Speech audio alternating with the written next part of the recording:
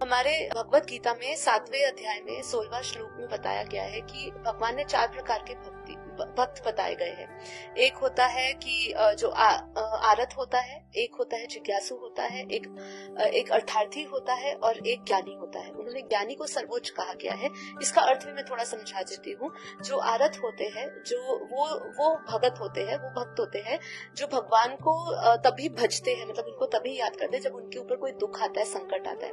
अर्थार्थी भी एक ऐसे भक्त होते हैं जो अपनी इच्छाएं, कामनाओं के लिए, यश प्राप्ति के लिए वो परमात्मा को याद करते हैं। जिज्ञासु एक ऐसे भक्तों की श्रेणी होती है जो सत्य को जानना चाहते हैं, जो तत्व ज्ञान जानना चाहते हैं, उसमें वो आगे बढ़ते हैं और इसलिए वो भगवान को भजते हैं।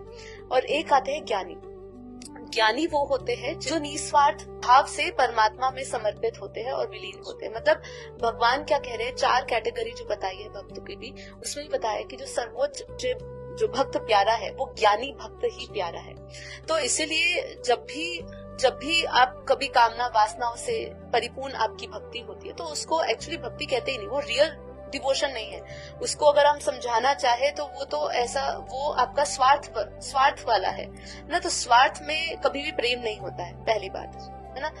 वो स्थायी भी नहीं होता है, वो भी दूसरी बात। और जब भी भक्ति की बात आती है, भक्ति होती है पूर्ण श्रद्धा और समर्पण से।